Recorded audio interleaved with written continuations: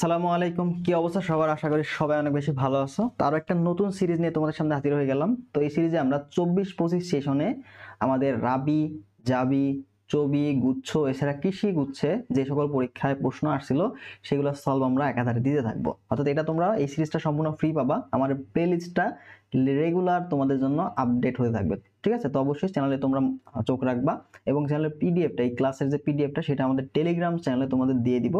তো Telegram channel লিঙ্কটা দেওয়া থাকবে কমেন্ট সেকশন অথবা ডেসক্রিপশন বক্সে, সেখান থেকে একটু কষ্ট করে জয়েন হয়ে যাবা, ঠিক আছে? আচ্ছা, আমরা কথা না বাড়ে আমরা ক্লাসটা শুরু করি। তো ক্লাসটা কেমন লাগলো অবশ্যই কমেন্ট সেকশনে জানাতে ভুলবা না। চলো, আমাদের প্রথম যে প্রশ্নটা, এটা আমরা শিফট 1 এর প্রশ্নগুলো সলভ করতেছি। তো এরপর আমরা শিফট 2 এর প্রশ্নগুলো সলভ করব, সমস্যা নেই। তো দেখো, এখানে আমাদের প্রথম যে প্রশ্নটা ছিল সেটা হচ্ছে একটা হুইস্টন ব্রিজ সম্পর্কিত। তো হুইস্টন ব্রিজের 4 বাহুতে 4টা রোধ তোমাকে দেওয়া আছে।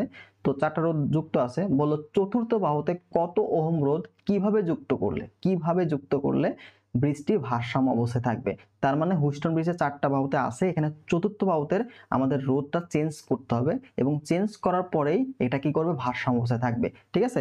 তাহলে এটা আমরা জানি যে যদি হুইস্টন ব্রিজের রোধগুলা সাম্যাবস্থা তৈরি করে, তাহলে আমাদের যে ফর্মুলা আছে সেটা কি বলতো, যে পি বাই কিউ, দুই বাহুর রোধের অনুপাত ইকুয়াল অপর দুই বাহুর রোধের অনুপাত, ঠিক আছে? পি বাই কিউ ইকুয়াল কত, আর বাই এস। কিন্তু এখন যে বিষয়টা হচ্ছে সেটা দেখো, আমাদের রোধটা কি আছে, এখানে এস আছে। তো এটা আলটিমেটলি এস, তো আমরা এটাকে এস ড্যাশ দ্বারা ডিনোট করবো, ঠিক আছে? এস ড্যাশ দ্বারা ডিনোট করবো।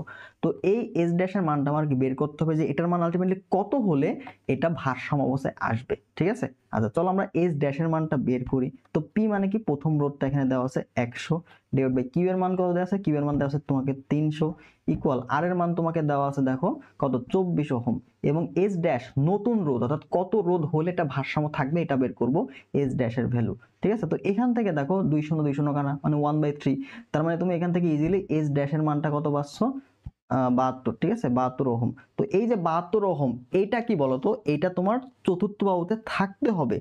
যদি চতুর্থ বাহুতে এটা থাকে, ঠিক আছে, ঠিক আছে, তাহলে যদি চতুর্থ বাহুতে থাকে তাহলে এটা ভারসাম্য অবস্থায় থাকবে। কিন্তু আমাদের আছে কত, 60 ওহম।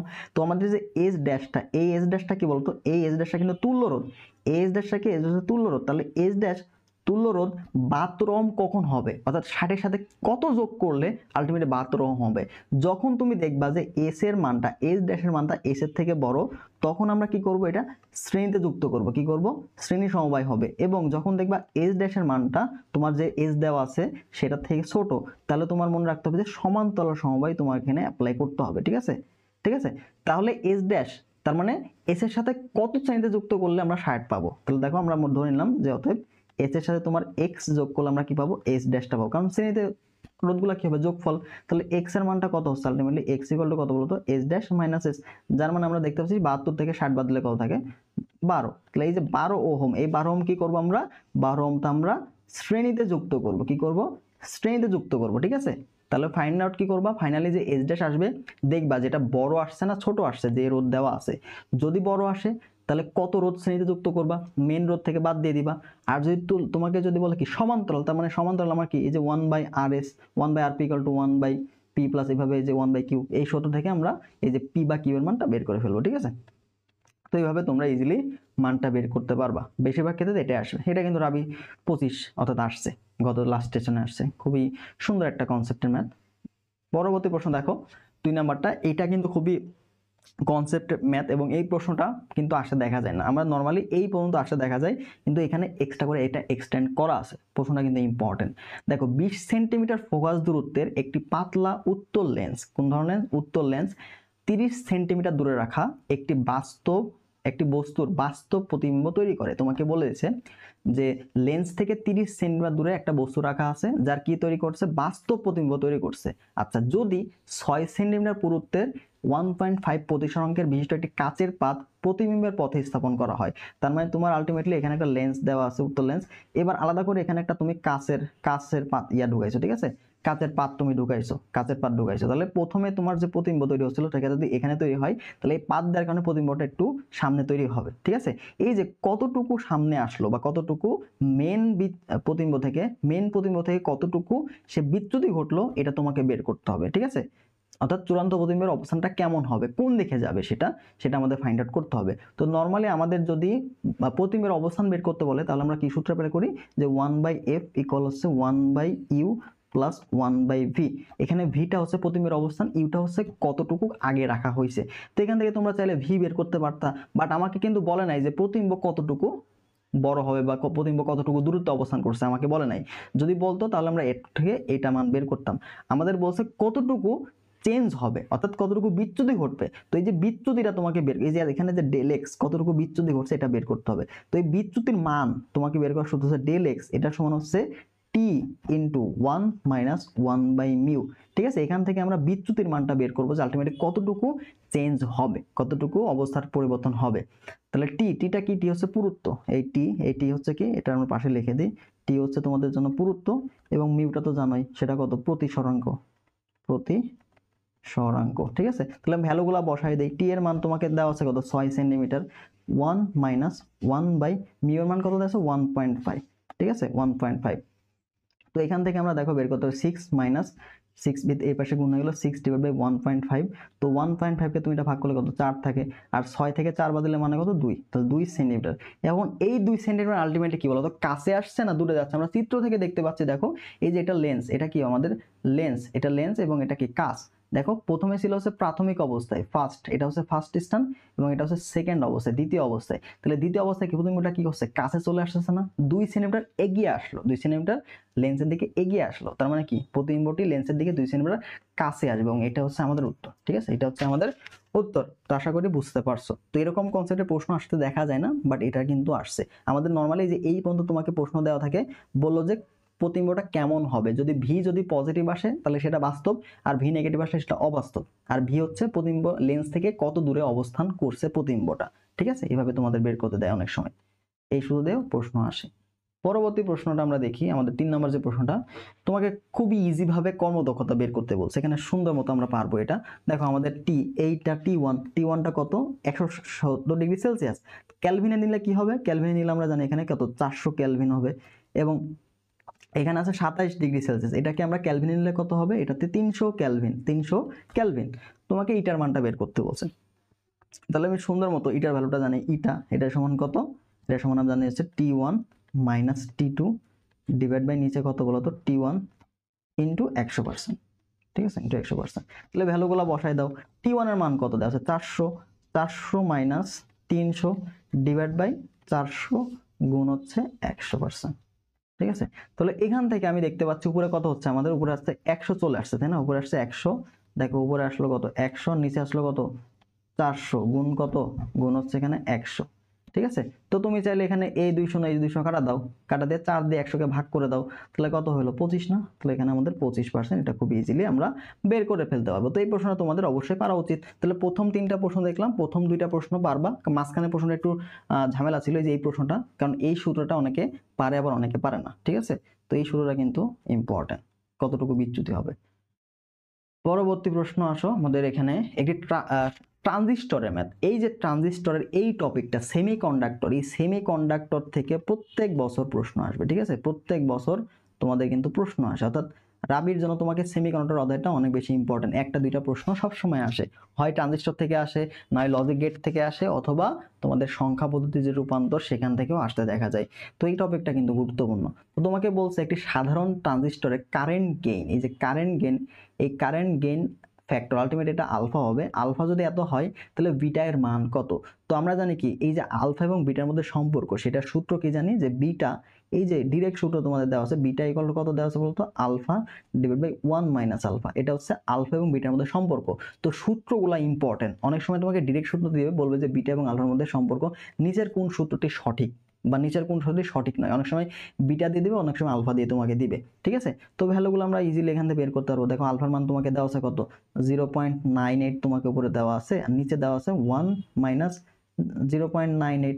তোমরা যদি এটা ভ্যালু বের করি, দেখো উপরে থাকছে কত, 0.98, আর নিচে থাকলো 0.02। তো এটা দিয়ে যদি আমরা ভাগ করি, এটা দিয়ে ভাগ করলে কিন্তু 49 চলে আসে। ঠিক আছে, 49 এটা চলে আসবে। ঠিক আছে, তাহলে দশমিকের পর দুইটা, তুমি যদি উভয় পক্ষে 100 দিয়ে গুণ করো, এটাকে 100 দিয়ে গুণ, এটাকে 100 দিয়ে গুণ, আলটিমেটলি দশমিকের জন্য 1 আর 2 শূন্যের জন্য 100 দিয়ে উভয়পক্ষে গুণ করলে দেখো 98 ভাগ 2 থেকে এখানে 49 চলে আসবে। ঠিক আছে, দশমিকের ভাগ গুণ এটা বুঝতে হবে। ওকে, তাহলে এইভাবে আমরা খুব ইজিলি 49 কিন্তু পেয়ে গেলাম, যেটা আমাদের দেওয়া আছে খ নম্বরটা রাইট অ্যান্সার। পরবর্তী প্রশ্ন দেখো, এখানে বলছে 5 নম্বরটা, একটি ফোটনের কম্পাঙ্ক দেওয়া আছে f, ফোটনের কম্পাঙ্ক f দেওয়া আছে। আমরা জানি কি ফোটনের বেগ কত থাকে, ফোটন কিন্তু আলোর বেগে চলে, তাই না? আচ্ছা, ফোটনের ভরবেগ কত, ফোটনের ভরবেগ কত? আচ্ছা, তো এইটা আমরা যে ডি বর্গলির তরঙ্গ দৈর্ঘ্য আছে না, ডি বর্গলির তরঙ্গ দৈর্ঘ্য ওইখান থেকে বের করব।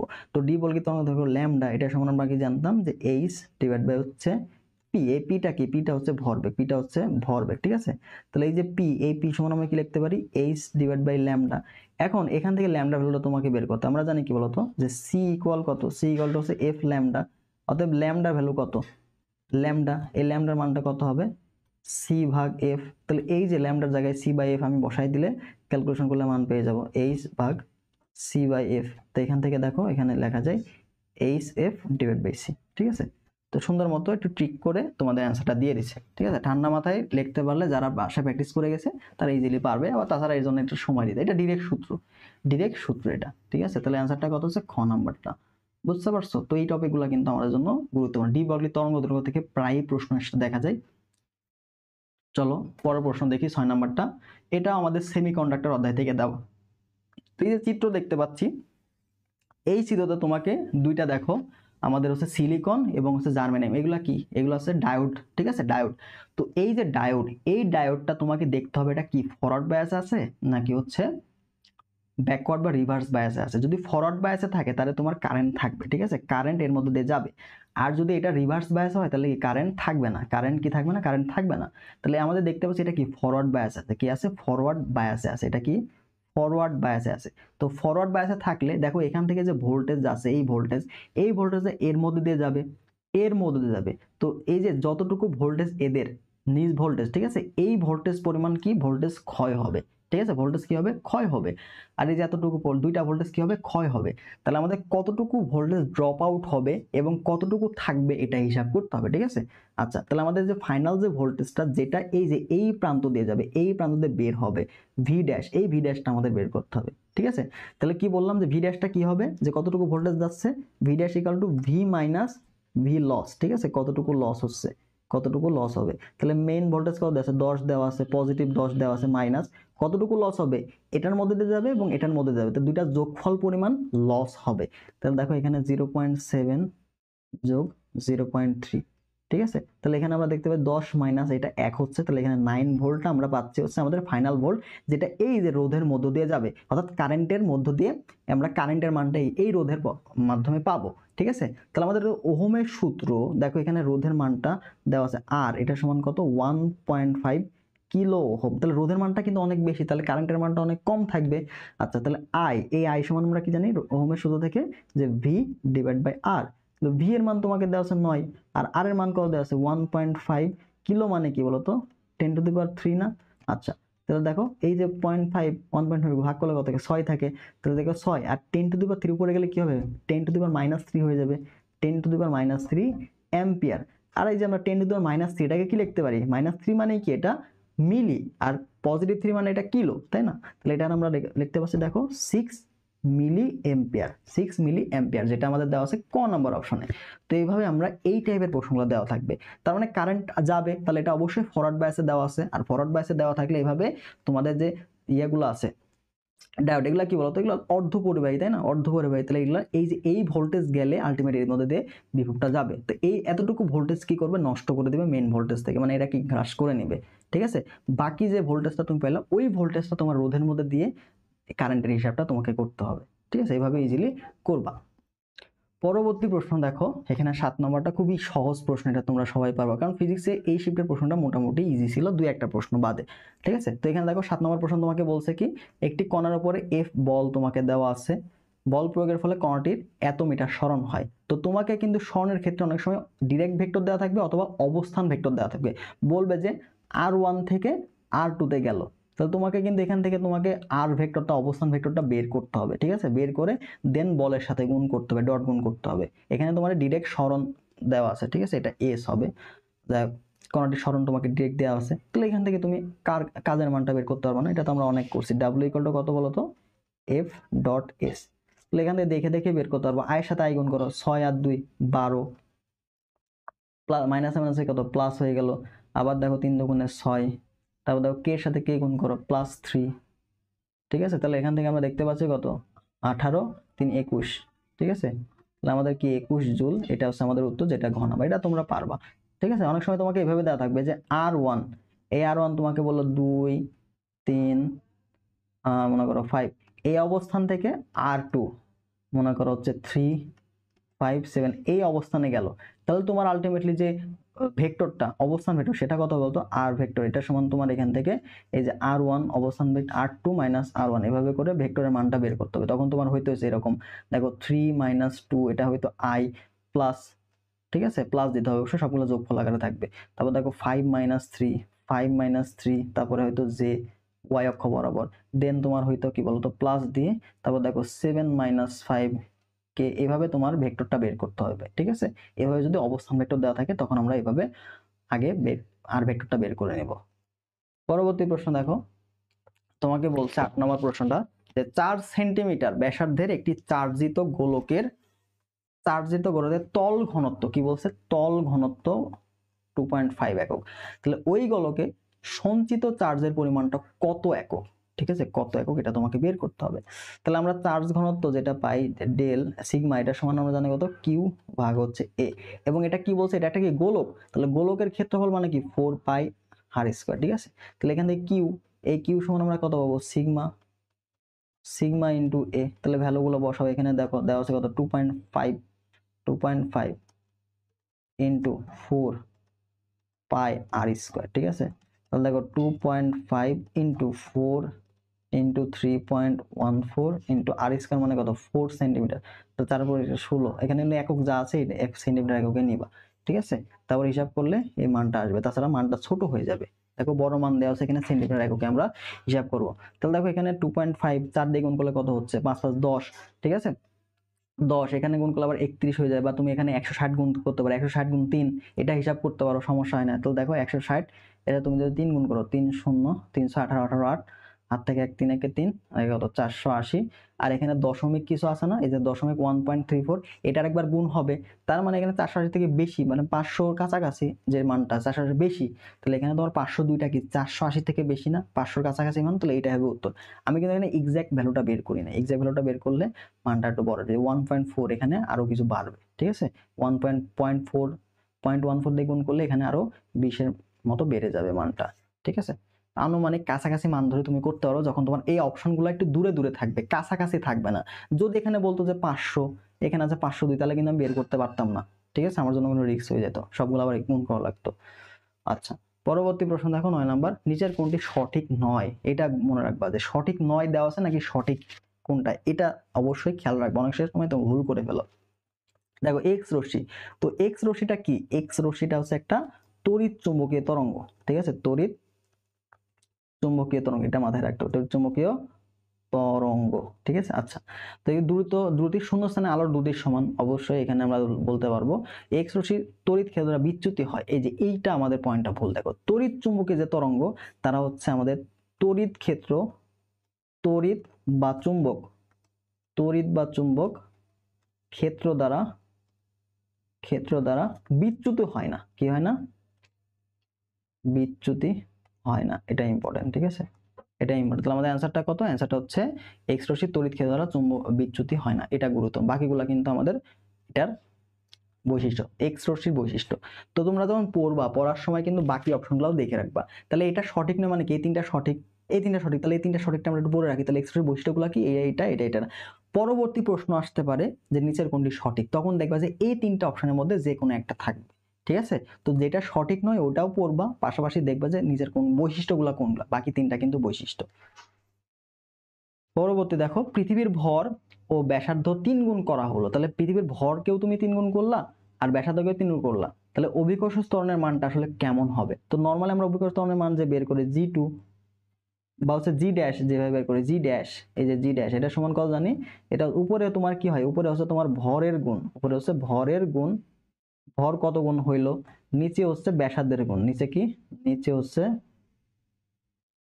ব্যাসার্ধের গুণ এরপর স্কয়ার। তো আমরা জানি কি জি এর ভিতরে কি আর স্কয়ার আছে ইনটু জি, ঠিক আছে, ইনটু হচ্ছে কি জি, আদি যে আমাদের অভিকর্ষ ত্বরণটা সেটা।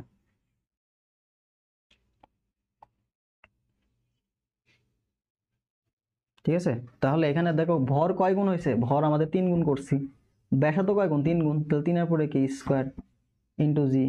তাহলে দেখো এখানে আমি কি পাচ্ছি 1/3 না, 1/3 ইনটু জি, তাহলে এটা হচ্ছে অ্যান্সার যে 1/3/জি। এই যে এটা হচ্ছে আমাদের অ্যান্সার। ঠিক আছে, তাহলে এটা হচ্ছে ইম্পর্টেন্ট, খুবই টপিকটা গুরুত্বপূর্ণ, বুঝতে পারছো?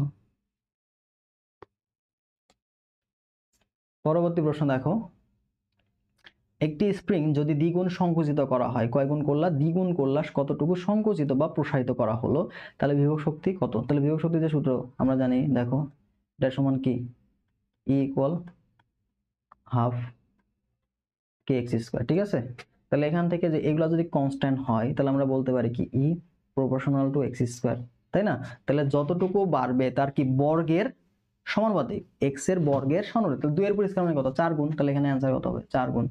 ঠিক আছে না, অ্যান্সার হবে কি 4 গুণ।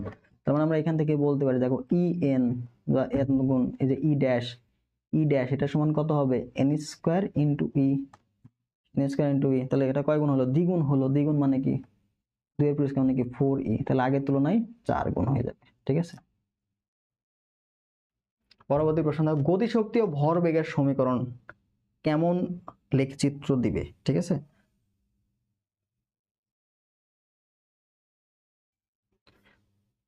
তাহলে আমাদের গতিশক্তি এবং ভরবেগের যে সূত্র সেটা আমাদের জন্য গুরুত্বপূর্ণ। তো এটা আমরা দেখি গতিশক্তির সূত্র।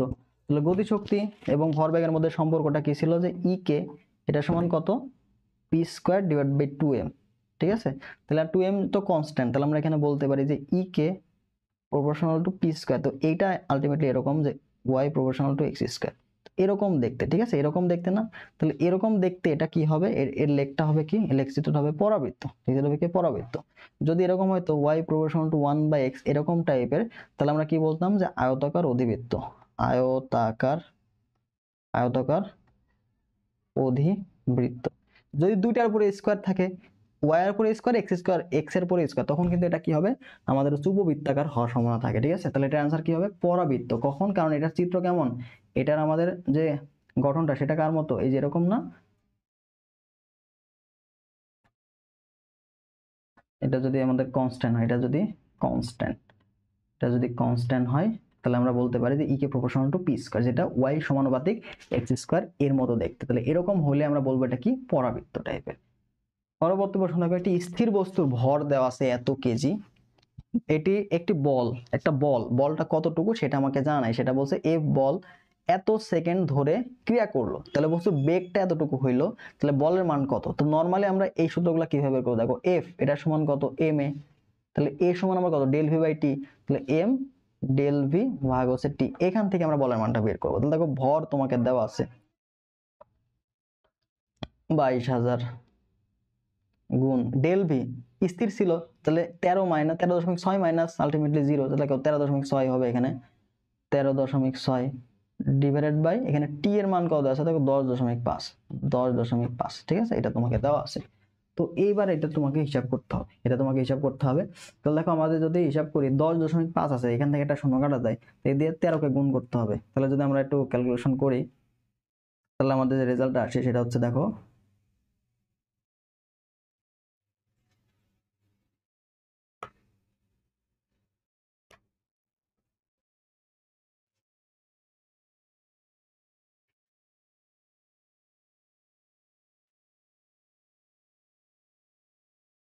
তোমার হচ্ছে 28,495 নিউটন, এটা হচ্ছে আমাদের উত্তর। ঠিক আছে, এটা হচ্ছে আমাদের উত্তর, যদি 1000 দিয়ে গুণ করে দিই, ঠিক আছে, 28,495 এটা হচ্ছে আমাদের বলের মান। তো এই সূত্র থেকে আমরা ইজিলি বের করবো। তো মানগুলো হয়তো এরকম দেওয়া আছে, একটু সহজভাবে করলে তোমরা এটা ক্যালকুলেশন করে ফেলতে পারবা। তো এই টপিকটা কিন্তু গুরুত্বপূর্ণ। ঠিক আছে, অনেক সময় তোমাকে বলবে যে বলের মান দেওয়া আছে, যে বল টি সময় ক্রিয়া করলে কতটুকু বেগের পরিবর্তন হয়।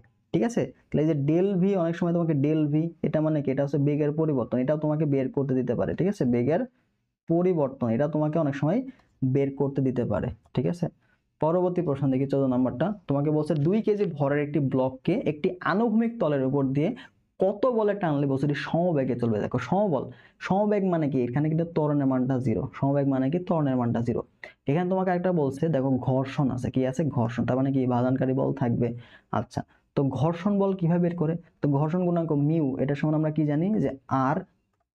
আচ্ছা, এখানে দেখো ঘর্ষণ বল ডিভাইড বাই এখানে হচ্ছে আমাদের আর, আর এর মানটাকে আর হচ্ছে প্রতিক্রিয়া বল, ঠিক আছে।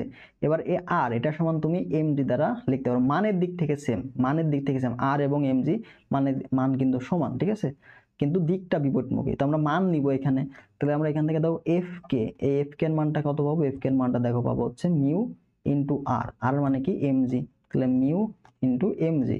তাহলে এখান থেকে তোমরা কি বাধানকারী বলের মানটা পাচ্ছ, তাহলে এখান থেকে তোমাকে আগে ঘর্ষণ বলটা মান বের করে ফেলতে হবে।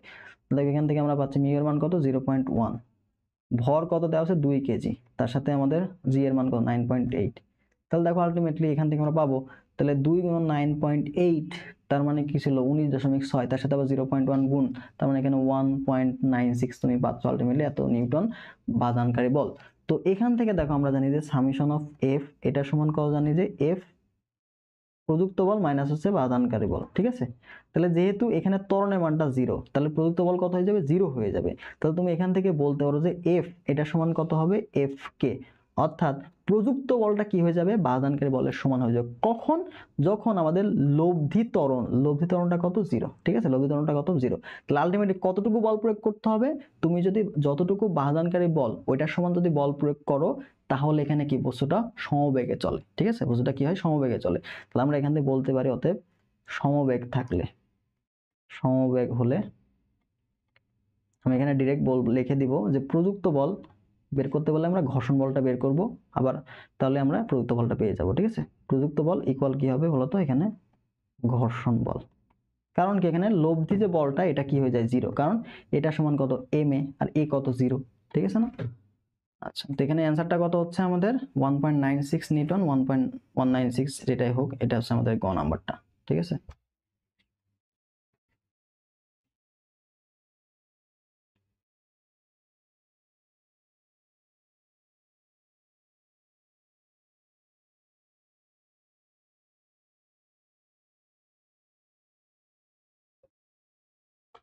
পরবর্তী প্রশ্নে যাই আমরা। এখানে বলছে একটি ইয়ং এর দ্বিচির পরীক্ষা, ঠিক আছে, এটা দ্বিচির পরীক্ষা, তীর দুটির মধ্যবর্তী দূরত্ব, এটা একটু ভুল আছে, এখানে তোমার 4 mm হবে, এটা 4 mm হবে, তীরের সমান্তরালে 1 মিটার দূরত্বে, 1 মিটার দূরত্বে পর্দার ডোরা সৃষ্টি হলো। তাহলে এই যে 1 মিটার দূরত্ব, ঠিক আছে, এটা কি হচ্ছে, এটা হচ্ছে তোমার হচ্ছে সমান্তরালে ডোরা আসলে তীর থেকে ডোরার যে দূরত্ব সেটা, এটা হচ্ছে আমরা বড় হাতের ডি দ্বারা প্রকাশ করতে পারি।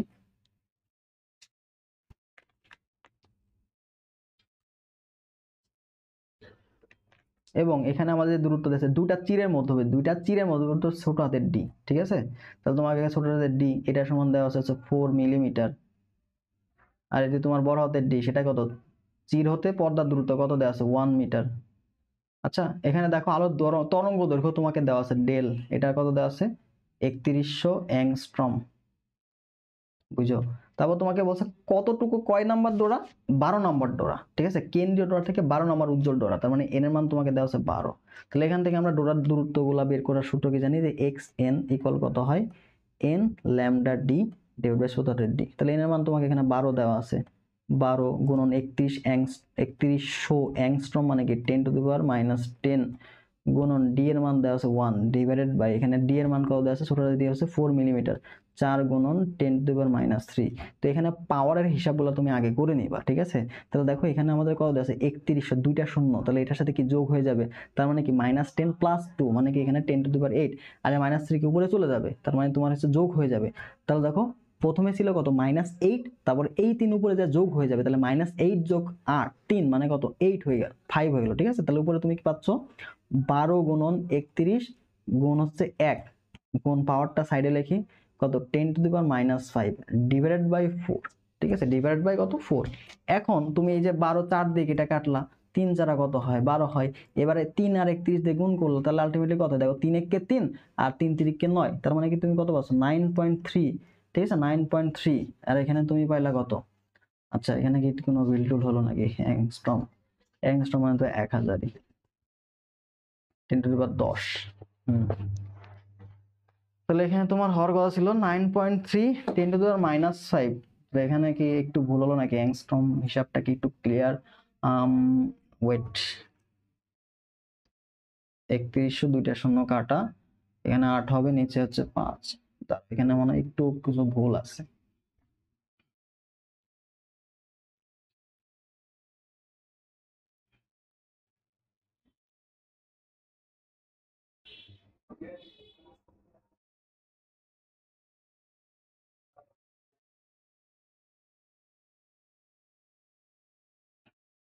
হিসাব তো এখানে ঠিকই আছে, তাহলে মান কোথাও হয়তো ভুল দেওয়া আছে, বুঝলাম না।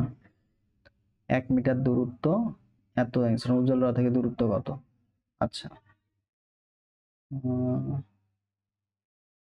আচ্ছা অপশন তোমার 9.3 হবে, ঠিক আছে। এখানে হয়তো অপশনে ভুল আছে, না এখানে একটু দূরত্বে ভুল আছে, তাহলে তোমার 9.3, এখানে 10⁻⁻5 আছে, তাহলে ইন্টু 10⁻⁻5 এটা আমাদের রেজাল্ট আসতেছে, ঠিক আছে। তো এত মিটার, আমরা এখান থেকে কিন্তু 9.3 10⁻2 এত মিলিমিটার এটা লিখতে পারি। তো এখানে হয়তো একটু মানে সমস্যা আছে, অর্থাৎ মানে এখানে হয়তো ভুল আছে, যার ফলে এটা অ্যান্সার আসে না, কিন্তু এটা তোমার অ্যান্সার হবে 9.3, ঠিক আছে, 9.3 সামথিং আসবে। তো এটা নিয়ম ঠিক আছে, প্রশ্নে হয়তো আমার টাইপিং এ কোনো জায়গায় ভুল আছে, ওকে, বাট নিয়মটা হচ্ছে সেম। পরবর্তী প্রশ্ন দেখি আমরা। দেখো 16 পাক বিশিষ্ট একটি কুণ্ডলীতে 1 এম্পিয়ার তড়িৎ প্রবাহিত হলে 0.02 ওয়েবার চৌম্বক ফ্লাক্স তৈরি হয়। তাহলে কুণ্ডলীর স্বকীয় আবেশ কত, এটা তোমাকে ফাইন্ড আউট করতে হবে।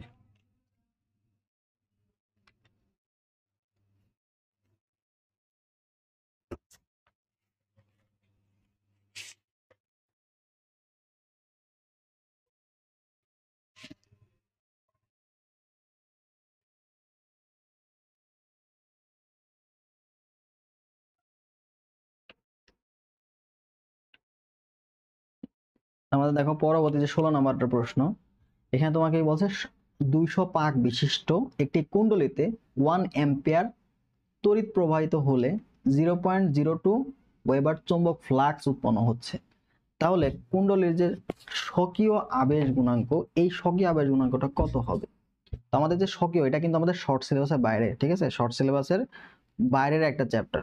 তো এখান থেকে তোমাকে অ্যান্সার বের করতে বলছে। চলো আমরা দেখি স্বকীয় আবেশ গুণাঙ্কের যে সূত্রটা, সেটা একটু আমরা দেখবো, ঠিক আছে। তো আমাদের যে স্বকীয় আবেশ গুণাঙ্ক, সেটাকে আমরা এল দ্বারা যদি প্রকাশ করি, তো এই যে এল, এই এল সমান হচ্ছে তোমার এন ফাই, ঠিক আছে, এন ফাই, এটা হচ্ছে আমাদের কি ফ্লাক্স, এটা হচ্ছে ফ্লাক্সের মান ডিভাইডেড বাই হচ্ছে কারেন্ট ফ্লো, কতটুকু কারেন্ট যাচ্ছে, ঠিক আছে। এটা হচ্ছে আমাদের স্বকীয় আবেশ গুণাঙ্কের সূত্র। তাহলে আমাদের পাক সংখ্যা দেওয়া আছে, কতটুকু চুম্বক ফ্লাক্স উৎপন্ন হয় সেটা দেওয়া আছে, এবং কতটুকু কারেন্ট সেটা দেওয়া আছে। তো আমরা মানগুলো বসাই দিয়ে সহজেই কিন্তু স্বকীয় আবেশ গুণাঙ্ক বের করতে পারবো। তো এই প্রশ্নটা অনেকে পারে নাই কেন? এটা শর্ট সিলেবাসের বাইরে আসা প্রশ্ন, ঠিক আছে, শর্টের বাইরে আসছে, শর্টের বাইরে আসে প্রশ্ন। তাহলে রাবিতে কিন্তু বেশ কিছু প্রশ্ন, 2-3টা প্রশ্ন শর্টের বাইরে থেকে কিন্তু আসে, ঠিক আছে। যেমন আমরা জ্যামিতিক আলোক বিজ্ঞান থেকে একটা প্রশ্ন দেখলাম, এটা দেখলাম, এটা কিন্তু শর্টের বাইরে থেকে আসা প্রশ্ন। অলরেডি কিন্তু 2টা প্রশ্ন আমরা শর্টের বাইরে পেয়ে গেছি। তো চলো এখানে ভ্যালুগুলো বসাই দিই। এনের মানটা কত? 200 পাক, 200 পাক গুণ, এখানে তোমাকে ফায়ের মান কত আছে? 0.02, 0.02 ডিভাইড বাই এর মান কত আছে? 1 এম্পিয়ার। তাহলে দেখো এখানে 200 আর এখানে 0.02, তার মানে যদি গুণ করে দিই তাহলে কিন্তু 4 চলে আসে। এই যে দশমিক পর দুইটা শূন্য না, এই 100 কে এটা গুণ হবে, তাহলে এটা তোমার 2 গুণন 2 হয়ে যাবে, ঠিক আছে, ডিভাইড বাই 1, তার মানে এটা কত? 4, ঠিক আছে। এই তো এটা হচ্ছে আমাদের গুণাঙ্কের, আবেশ গুণাঙ্কের যে সূত্র, হেনরি আর কি, কি হবে? Henry, 4 Henry. তাহলে 4H হচ্ছে উত্তর। তো আমাদের এই টাইপের শর্টের বাইরে যে অধ্যায়গুলো আছে, সেগুলো সূত্রগুলো অ্যাটলিস্ট তোমাদের ভালো মতো জানতে হবে রাবির জন্য। পরবর্তী 17 নম্বর প্রশ্ন যদি আমরা দেখি, একটি গ্যাসের আয়তন দেওয়া আছে তোমাকে 500 ml, তাপমাত্রা দেওয়া আছে 300 কেলভিন, যদি চাপ অপরিবর্তিত থাকে, চাপ অপরিবর্তিত মানে কি, চাপ স্থির, তাহলে তাপমাত্রা তোমাকে 600 কেলভিন করা হলো, তাহলে নতুন আয়তন কত? তো দেখো এখানে আমরা ইজিলি দেখতে পারি, আমরা জানি কি, যখন চাপ স্থির থাকে তখন ভি প্রপোর্শনাল টু টি, অর্থাৎ তুমি যদি টেম্পারেচার বাড়াও আয়তনটাও বৃদ্ধি পাবে, ঠিক আছে, সমানুপাতিক হারে বৃদ্ধি পাবে। দেখো তোমার তাপমাত্রা কয় গুণ বাড়ছে? তাপমাত্রা ছিল এখানে 300, তুমি কতটুকু হইছো? এখানে কিন্তু 600, তার মানে তাপমাত্রা কিন্তু দ্বিগুণ বৃদ্ধি পাইছে। তাপমাত্রা কয় গুণ? দ্বিগুণ। তাহলে টি হইছে কয় গুণ? টি হইছে দ্বিগুণ, টি হইছে 2 গুণ। তাহলে অবশ্যই ভিও কয় গুণ হবে, ভিও 2 গুণই হবে। কেন? এটা কি সমানুপাতিক হারে বৃদ্ধি পাইছে, ঠিক আছে না? তাহলে আমরা কিন্তু এখানে ভি ড্যাশ এটা সমান কিন্তু বলতে পারি যে 2 গুণন ভি বা V1 বা V2 এখানে তুমি বলতে পারো, যাই বলো না কেন। তাহলে 2 গুণন 500 ml, তার মানে কত? আলটিমেটলি 1000 ml, এটা কত? 1 লিটার তুমি বলতে পারো, 1 লিটার বলতে পারো, ঠিক আছে? এত ml, এটা থেকে 1 লিটার বলতে পারো। আর নরমাল যে সূত্র সেটা কত? V1 ডিভাইড বাই T1, এটা সমান কত ছিল? V2 divide by T2। তো এখান থেকে ইজিলি তোমরা কিন্তু V2 এর সূত্র অ্যাপ্লাই করতে পারো। দেখো V1 divide by T1 into T2, এখান থেকে ক্যালকুলেশন করলে তোমার কিন্তু রেজাল্টটা 1 লিটারই আসবে। তাহলে অ্যান্সার কত? ডি নাম্বার, গ নাম্বারটা, সরি, ঠিক আছে? তাহলে এখানে আমরা এইটা আদর্শ গ্যাস ও গতিতত্ত্ব এখান থেকে আসা একটা প্রশ্ন, ঠিক আছে? পরবর্তী প্রশ্ন দেখো, এখানে আমরা একটি ইস্পাতের তারের ব্যাস দেওয়া আছে তোমাকে এত সেন্টিমিটার, ব্যাস দিয়ে কি আমার লাভ আছে? আমার লাগবে কি ব্যাসার্ধ, কি লাগবে? ব্যাসার্ধ, ঠিক আছে? তাহলে এখানে ব্যাসার্ধের মানটা কত হবে? আর এটা সমান দেখো সেন্টিমিটারে দেওয়া আছে, তার মানে 0.24 ভাগ 2 এত সেন্টিমিটার। তাহলে তুমি এখানে পাচ্ছ কত? 0.12 সেন্টিমিটার, ঠিক আছে? এটা কিন্তু মিটারে কনভার্ট করতে হবে। তাহলে 0.12 গুণন হচ্ছে 10⁻²। অনেককে তুমি চাইলে এটা লিখতে পারো 12 লিখতে পারো, 12 গুণন 10⁻⁴ লিখতে পারো, ঠিক আছে? এত মিটারও লিখতে পারো, তোমার খুশি। বা তুমি 1.2 যেটা তোমার সুবিধা হবে ক্যালকুলেশনের জন্য, এই মানটা আমরা 12 লিখলাম কারণ 12 কে আমরা স্কোয়ার করতে হবে, হতে পারে, ঠিক আছে? এটা আমাদের জন্য সুবিধা হবে, ঠিক আছে? চলো দেখো এখানে আমরা এটা পীড়ন কত বের করতে বলছে। পীড়ন, এই পীড়ন মানে কি? এই পীড়ন মানে হচ্ছে F ডিভাইড বাই হচ্ছে এ, তাহলে বল ভাগ হচ্ছে ক্ষেত্রফল। তো তুমি যখন এই বলের যোগান দিবে কে? তারটিতে যখন এই যে ভর ঝুলাচ্ছ, এই যে তারের সাথে যখন তুমি এম ভর ঝুলাচ্ছ, তখন নিচের দিকে বল প্রয়োগ করছে না? এই বলটাই যোগান দেবে কি আমাদের? এম, ঠিক আছে? তাহলে এমটা কি হয়ে যাবে? ওজনটা আলটিমেটলি বল। তাহলে এখানে কত হবে? এম, যে নিচের দিকে যে টান বল, এটাই কি উপরের দিকে প্রত্যয়নী বল, ঠিক আছে? তাহলে এম জি ডিভাইড বাই ক্ষেত্রফল কত হবে? পাই আর স্কোয়ার, পাই আর স্কোয়ার। তাহলে এখান থেকে আমরা হিসাব নিকাশ করবো, ঠিক আছে? তাহলে এম জি মানে 3.6 ইন্টু 9 ডিভাইড বাই পাই 3.14 গুণন হচ্ছে আর স্কোয়ার, মানে কি বলতো 12 গুণন হচ্ছে 10⁻⁴, এটার উপর স্কোয়ার। তাহলে যদি আমরা এখান থেকে এদিকে আসি, তাহলে পীড়নের মানটা কত হচ্ছে দেখো? 3 6 18, 6 নং কত? 54, তাহলে 18 আর 5 এখানে কত হয়ে যাবে? পরে তোমরা কত? 8 5 13, তার মানে 23.4। আর নিচে হয়ে যাবে তোমার 3.14 গুণন দেখো 12 কে স্কোয়ার কত হয়? 144, আর গুণ এটাকে স্কোয়ার গুণ করলে তোমার 10⁻⁸, 10⁻⁸, ঠিক আছে? তো এখন তোমার জন্য ক্যালকুলেশন করা সহজ করতে হবে। তাহলে আমরা সহজ বলতে এখানে কি 144 দেখ বড় হয়ে যাচ্ছে, তাহলে আমরা এখানে 1.4 ধরতে পারি। 1.4 দিলে আবার কি এখানে 10⁻6 হয়ে যায়। তো তুমি চাইলে যেভাবে খুশি করতে পারো। দেখো এই 3 দিয়ে যদি আমি কাটি, এই 3 দিয়ে যদি 23 কে কাটতে যাই, তাহলে আমরা কত জানি? 3 আটা 24 হয়, 3 আটা 24।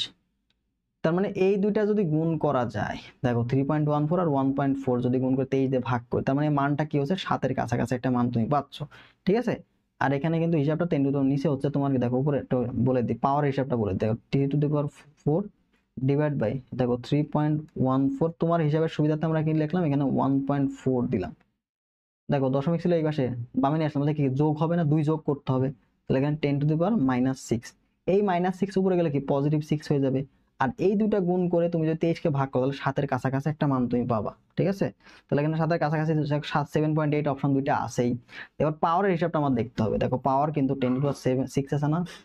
তাহলে উপরে গেলে কি 10⁻6 হয়ে যাচ্ছে, ঠিক আছে? তাহলে এখানে কিন্তু আমাদের 7.8 ইন্টু 10⁻6 হবে। এটা কিন্তু হ্যান্ড ক্যালকুলেশন, তুমি এভাবে হ্যান্ড ক্যালকুলেশন করতে গেলে সময় লাগবে। আমি একটা আনুমানিক কাছাকাছি মান ধরে এটা দেখাইলাম, ঠিক আছে? তো যদি এরকম বড় ক্যালকুলেশন আসে, তো তুমি কাছাকাছি মান ধরে এগুলো অ্যাপ্লাই করবা, ঠিক আছে? যদিও এটা ক্যালকুলেশন করতে সময় লাগবে, এরকম ক্যালকুলেশন আসলে তোমার একটু টাইম লাগবে। কারণ দেখো এখানে 5 আছে, এখানে 6 আছে, খুবই কাছাকাছি। পরবর্তী প্রশ্ন দেখো, একটি সাইকেল আরোহী সমতল রাস্তার উপর দিয়ে কত মিটার পার সেকেন্ড বেগে চললে 6 সেন্টিমিটার বেগের বৃষ্টির ফোঁটা তার গায়ে লাগবে? তাহলে বৃষ্টির বেগ এখানে দেওয়া আছে 6 সেন্টিমিটার, লোকের বেগ তোমাকে বের করতে হবে, যেখানে কোণ দেওয়া আছে 60 ডিগ্রি মান। তাহলে আমরা জানি কি যে বৃষ্টির বেগ কত ডিগ্রি ছাতা ধরতে হবে, এরকম টাইপের প্রশ্ন। tan থিটা ইকুয়াল কত? এই যে ভি ম্যান বা মানুষের বেগ ডিভাইড বাই ভি রেন, বৃষ্টির বেগ, ঠিক আছে? তাহলে এখান থেকে আমরা ভি এমটা বের করতে পারি। দেখো ভি আর ইন্টু tan থিটা, ঠিক আছে না? তাহলে ভি আর এর মান কত? 6 দেওয়া আছে, tan 60 degree, tan 60 degree, tan 60 মান কিন্তু √3, তার মানে এটা অ্যান্সার কত হবে 6√3। তো এটাই আছে আমাদের কি বলতো বৃষ্টির বেগ, সেটা হতো খ নাম্বার অ্যান্সার। তো এই টাইপের প্রশ্ন কিন্তু আসতে দেখা যায় সচরাচর অন্যান্য ইউনিভার্সিটিতেও, কনসেপ্টটা আমাদের জন্য যারা জরুরি। অনেক সময় তোমাকে এখানে থিটার মান 45 ডিগ্রিও দিয়ে দেয়, আর 45 ডিগ্রি দিলে কি হবে বলতো বৃষ্টির বেগ আর হচ্ছে মানুষের বেগটা কি হবে সমান হবে, বৃষ্টির বেগ আর মানুষের বেগটা কিন্তু সমান হবে, ঠিক আছে। 20 নম্বর প্রশ্ন দেখো, একটি তামার তারের প্রাথমিক দৈর্ঘ্য দেওয়া আছে 2 মিটার, ব্যাসার্ধ 2 মিলিমিটার এবং রোধ দেওয়া আছে 0.5 ওহম। যদি তারটিকে সমান ভাগে টেনে দৈর্ঘ্য 4 গুণ করা হলো, টান দিছো, টান দিয়ে দৈর্ঘ্য কয় গুণ করছো 4 গুণ করছো, তারটা কিন্তু সেম, তারটা কি আছে সেম তার আছে, আয়তন অপরিবর্তিত করা হলো, তাহলে আপেক্ষিক রোধ কত শতাংশ পরিবর্তিত হবে। দেখো আপেক্ষিক রোধ এটা কিসের উপর নির্ভর করে, এটা উপাদানের উপর নির্ভর করে। তুমি যদি তারের উপাদানটা চেঞ্জ করো তাহলে আপেক্ষিক রোধ চেঞ্জ হবে, এবং এটার সাথে তাপমাত্রার একটা সম্পর্ক আছে, ঠিক আছে। তো যেহেতু তাপমাত্রার কোনো পরিবর্তন আমি এখানে বলি নাই, আমি দৈর্ঘ্য এবং ব্যাসার্ধের কথা বলছি, তো দৈর্ঘ্য ব্যাসার্ধের ক্ষেত্রে আমাদের রোধটা চেঞ্জ হবে, কিন্তু আপেক্ষিক রোধটা কোনো চেঞ্জ হবে না।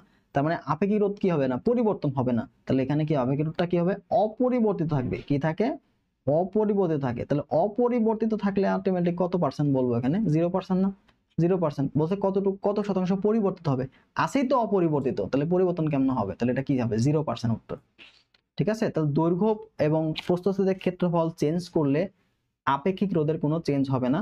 যদি তুমি উপাদানটা চেঞ্জ করো, যেমন একটা রূপার তার নিলা, এটা তামার তার নিলা, তাহলে তামা এবং রূপার তারের আপেক্ষিক রোধটা ভিন্ন, বা এটা তামার তারের সাথে তুমি একটা রূপার তার যুক্ত করলা, সেই ক্ষেত্রে তুল্য রোধ এটা ভিন্ন হতে পারে, ঠিক আছে।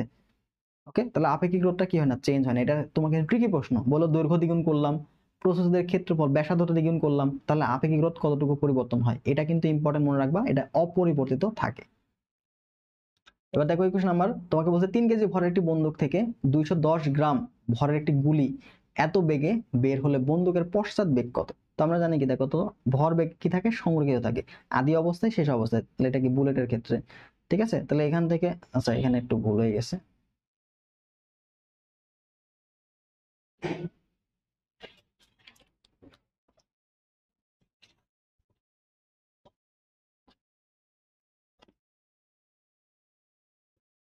আমাদের ভরবেগটা কি থাকবে, ভরবেগটা সংরক্ষণশীল থাকবে, ঠিক আছে। তাহলে এই যে এখানে আমাদের বন্দুকটা কি ছিল বলতো, বন্দুকটা ছিল স্থির, তাহলে এখানে ছিল বন্দুক স্থির ছিল, তাহলে বন্দুক স্থির ছিল, বুলেটও স্থির ছিল। এবার এখানে এসে কি হলো, আমাদের ভরবেগ চেঞ্জ হয়ে যাবে, ঠিক আছে। ভরবেগটা এমভি প্লাস হচ্ছে এম ছোট ধরে এমভি, প্রাথমিক অবস্থা এবং শেষ ভরবেগ দুটা কি হয়, সমান হয়, দুটা কি হবে সমান হয়ে যায়। তাহলে এখান থেকে আমরা দেখো হিসাব করে আমাদের ভি, এটা কি পশ্চাৎ বেগ না, তাহলে এই ভিটা কি হচ্ছে দেখো তো মাইনাস হচ্ছে না, মাইনাস এমভি ডিভাইড বাই বড় হাতের এম। তাহলে এখান থেকে মাইনাস এমটা কত, এম হচ্ছে বুলেটের ভর, তাহলে দেখো 210 গ্রাম, 210 গুণ হচ্ছে 10⁻³ কেজিতে কনভার্ট করে নিলাম, ডিভাইড বাই এখানে বেগ কত দেওয়া আছে, বেগ হচ্ছে 100, ডিভাইড বাই ভরটা কত, বন্দুকের ভর দেওয়া আছে 3 কেজি। তাহলে এখান থেকে দেখো আমরা ইজিলি মানটা বের করতে পারি না, তাহলে তুমি দেখো এই যে 100 এটার সাথে গুণ হয়ে গেলে 10⁻⁻1, যেটা এর সাথে গুণ হলে 21 থাকে, তাহলে মাইনাস উপরে থাকলো 21, নিচে থাকলো 3, তাহলে 3 7 21, তাহলে এখানে কিন্তু -7। এই যে মাইনাস চিহ্ন এটা দ্বারা বোঝা যাচ্ছে পশ্চাৎ, এটা দ্বারা বোঝায় পশ্চাৎ, তার মানে বন্দুকের বুলেটের বেগ গেছে এদিকে, ভি গেছে এদিকে, তাহলে আমাদের বন্দুকের যে বেগ পশ্চাৎ বেগ সেটা হচ্ছে তার বিপরীত দিকে, ঠিক আছে। কারণ আমরা বুলেট যেদিকে ছুরি, পশ্চাৎ বেগ মানে কি দেখো তো আমাদের বন্দুকটা পিছের দিকে ছুড়ে আসে না, এই জন্য কি পশ্চাৎ বেগ, যেটা কি হচ্ছে বুলেটের বেগের বিপরীত দিকে অর্থাৎ মাইনাস, ঠিক আছে। তাহলে এটা আনসার কত 7, মান হচ্ছে 7 আর দিক বুঝাইলে -7 হয়ে যায়। তো 22 নাম্বার দেখো, একটি ইলেকট্রন ও একটি প্রোটনের উভয় ডি ব্রগলি তরঙ্গ দৈর্ঘ্য সমান, তাহলে কোন শর্তের নিচের বিবৃতিটা শর্ত হবে। তাহলে দেখো আমার ডি ব্রগলি তরঙ্গ দৈর্ঘ্য ডেল ল্যামডা এটা সমান কত, এইচ ডিভাইড বাই হচ্ছে এমভি, এমভিটা কি হচ্ছে ভরবেগ। তাহলে দেখো এই ডেলও সমান, এর ল্যামডাও সমান, এইচ তো কনস্ট্যান্ট, তাহলে নিচের পার্টটা যদি সমান হয় তাহলে তো ল্যামডা গুলো সমান হবে, তাই না, তাছাড়া তো সমান হবে না। তার মানে তুমি যদি ভরবেগ সমান করতে যাও, তাহলে দেখো ল্যামডা 1 এটা সমান কত, H divide by M V one, m1v1, ঠিক আছে না। আবার ল্যামডা 2 এটা সমান কত, এইচ ডিভাইড বাই m1v1। তাহলে তুমি যদি ল্যামডা 1 ইকুয়াল টু ল্যামডা 2 করতে যাও, এইচ এইচ তো সমানই, তাহলে m1v1 ও সমান হইতে হবে, তাহলে অবশ্যই m1v1 এটা সমান কত, m1 m2v2 এটাও তোমাকে কি হতে হবে, সমান হইতে হবে, ঠিক আছে। তাহলে ভরবেগ যদি সমান হয় তাহলে আমরা বলতে পারি কি এদের ডি ব্রগলি তরঙ্গ দৈর্ঘ্যটা কি হবে, সমান হবে, তার মানে এখানে এ নাম্বারটা অ্যান্সার, ঠিক আছে। পরবর্তী প্রশ্ন দেখো, এটা লজিক সার্কিট দেওয়া আছে, দেখো সেমিকন্ডাক্টর থেকে দুইটা প্রশ্ন কিন্তু চলে আসছে। তাহলে আমাদের গেট দেওয়া আছে, এটা কি একটা অর গেট, এটা কি অর গেট, অর গেটের কাজ কি যোগ করা, তাহলে এখানে এ গেছে এটা বি, তাহলে এটার রেজাল্ট কত আসছে আমরা এ প্লাস বি পাইলাম। ঠিক আছে, দেখো একটা পয়েন্টে বারবার গেছে এন্ড গেট, এটা কি ন্যান্ড গেটের মধ্যে দিয়েছে। ঠিক আছে, তাহলে ন্যান্ড গেটের মধ্যে দিয়ে কিভাবে যাবে, এ প্লাস বি ইন্টু এ প্লাস বি, এটা গেল কি, এটা গেল এন্ড গেট, তার উপরে কি হবে, তার উপর একটা বার, বার মানে কি যে নট গেট, এই দেখো একটা নট সামনে দিয়ে আছে, নট মানে কি মাথার উপর বার চলে আসবে। তাহলে এখানে অ্যান্সারটা কত হয়ে যাবে বলতো, এখানে এ প্লাস বি, এ প্লাস বি বার এরকম হয়ে যাবে, এ প্লাস বি বার। ঠিক আছে, এ প্লাস বি বার, তাহলে এ প্লাস বি বার মানে কি, এ প্লাস বি বার মানে কি বলতো, এ প্লাস বি মানে তো অর, আর মাথার উপর বার মানে কি সেটা নর, এই যে নর গেটের অ্যান্সার তো এ প্লাস বি বার। ঠিক আছে, তাহলে এটা কি হবে, নর গেটের সমতল, এটা কি হবে নর গেটের সমতল। তো এইভাবে আমরা লজিক যে সারণী, সারণী থেকে সরি এই যে তোমার সরলীকরণ, সরলীকরণ থেকে কিন্তু মানটা ইজিলি বের করতে পারি। পরবর্তী প্রশ্ন দেখো, শূন্য স্থানে আলোর বেগ দেওয়া আছে, প্রতিসরাঙ্ক দেওয়া আছে 1.5 এর, একটি তরলে আলোর বেগটা কত। তাহলে শূন্য স্থানে আলোর বেগ দেওয়া আছে, একটা তরল আছে যার প্রতিসরাঙ্ক 1.5, সেখানে আলোর বেগটা কত হবে।